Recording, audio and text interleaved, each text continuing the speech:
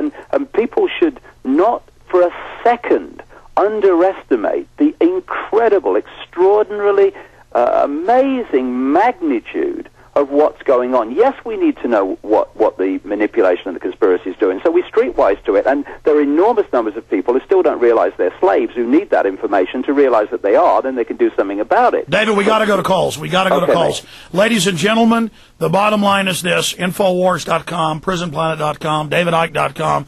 Check it out, and then put it into action. Doesn't mean you'll be a master of this overnight. Just start questioning the system, stop watching TV, love your family, eat healthy, go out and warn people, expose the bankers, and that leads you on the path to expanding your horizons. David Icke, what an amazing individual. David, let's take calls. We're going to skip this next break as well for the Internet listeners. Michael in Texas, you're on the air. Go ahead.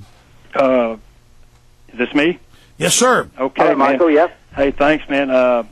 You both express yourself so eloquently. I've been wanting to talk with both of y'all for a while. And, talking about the dynamics of these vibrational frequencies, you've covered it pretty good. What I think we have coming toward us, those that are truth rising, such as the both of you and your listening audience, is that we're approaching a point of separation in our vibration frequencies. They've kept, by keeping us in fear, they've brought us down to their low life vibration that you've expressed so eloquently, and by us raising our vibration of frequency, by getting above their fear that they're trying to perpetrate us and keep us beat down, we will be able to raise our vibration frequency to a point that they won't be able to exist, because they are so low life and dishonest, and they create the killing fields. They've contaminated the planet, the food, the water, everything, and they operate with no conscience. And I just feel like we're approaching that point of separation where they won't be able to function in their thought forms in a higher vibration. In fact, that's what they call it. They call it separation consciousness in the people they torture to create mind control slaves, and that's declassified. David? Yeah, and no, I went through years and years in the 90s and early in this century, deeply researching mind control techniques. And when I talk to a stream of mind control victims who are now trying to deprogram, they'll tell me the same. They can't get to consciousness. The mind control is done on the body-computer level. They even talk in the mind control projects about mind files and things like this. They understand what the computer is. They're trying to lock us into that. And when we look in the mirror and identify who we are with what we're looking at, they're locking us into it. And if you look at society... Hold on. Here we go, behind the scenes. David, continue. And then Michael in Texas, finish up. Go ahead. Oh, okay. What I was going to say is if you look at society and the way it's structured and all the things that are in society to attract us, they're all 5 sense things. They're all 5 sense magnets. This taste, this smell, look at this, hear this, feel this. It's all bringing us into the 5 sense level of reality, and it's done behind the scenes on purpose. Where is the talk of this stuff? As you rightly say, the thing is that science is a mass of dots called disciplines that don't talk to each other. When you connect the dots, they've already sussed what this reality is. But if they don't connect the dots, then the dots don't come together. You can't see that they've sussed what this reality is, because they don't talk to each other. And the idea is to keep those dots as dots and not so we don't connect it and see the nature of reality we're experiencing, and to hold us in the 5 senses by creating a society that is appealing to them all the time.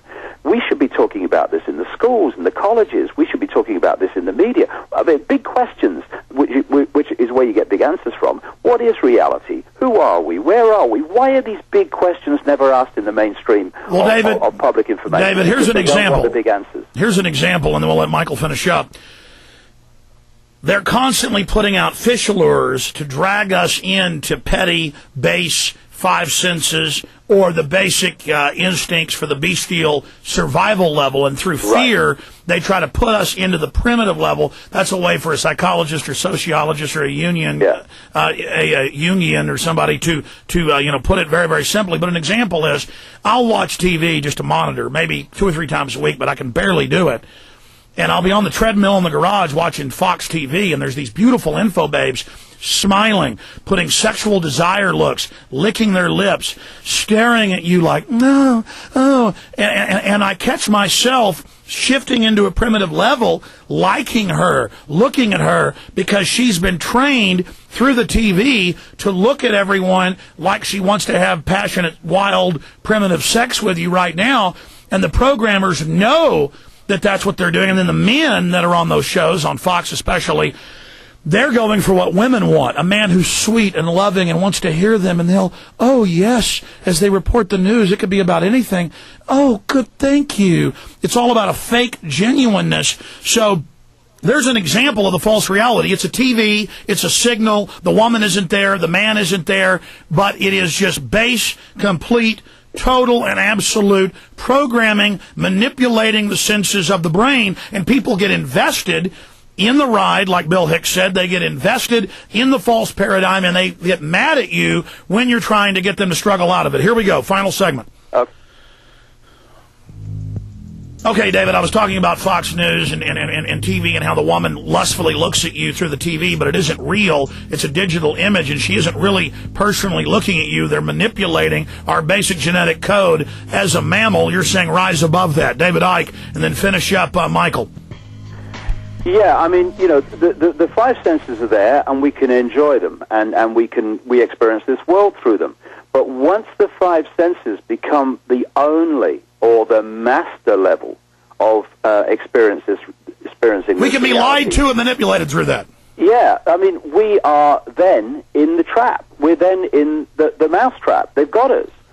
So you can experience the five senses. Something's very nice. I mean, we don't come here to then ignore the fact that we're here. And I would say this to people who awaken, quote, spiritually. You know, we don't come here to awaken our consciousness and then ignore the fact that we're actually here because we've opened our consciousness. Consciousness has to express itself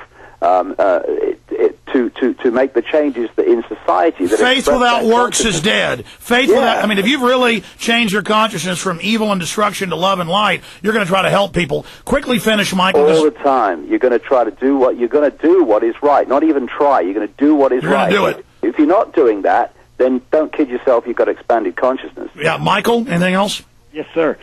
Just for your listening audience, one way that I, through my own personal experience of raising my personal vibration and recognizing it as it happens, is the feeling of goosebumps. You know, whenever that's just a surge of vital energy coming into every cell of your body, head to toe. It feels good. It feels warm, and you can just actually consciously understand and realize how your vibration frequency is changing. And by thinking about good things, good thoughts like truth rising, or Luke Radowski standing up to whatever that guy at Yahoo's name is. Getting past the fear, taking action. Absolutely. That gets you, exactly. People think that I'm putting out fear. I'm not. I'm saying there's a threat. We've got to meet it. It's empowering to take action against it. I appreciate your call. David, I know you got to go have that meeting. I'm going to twist your arm for only 5 minutes when the hour ends in 3 minutes so we can talk to Hashur, Ryan, Tim, and Guy. You can do 5 minutes after, can't you? Okay, no problem. All right, twisting the arm of David Icke, davidicke.com, and when this radio show ends on the AM and FM dial in 3 minutes, you'll have to tune to Infowars.com and PrisonPlanet.com on those streams, or PrisonPlanet.tv to see us go live into overdrive right now. Hashur in Oklahoma, you're on the air with David Icke.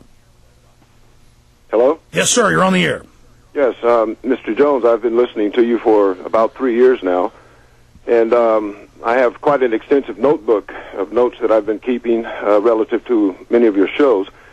This one in particular struck my interest because you're speaking of vibrational energy, which you've been referring to as frequencies.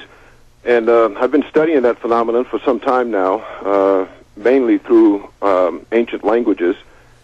And, for example, I am of the belief, based on extensive research, that what you refer to as the New World Order and the current economic crisis is actually a transformation of the beast of Mammon that will reemerge as the Neo-Roman Empire.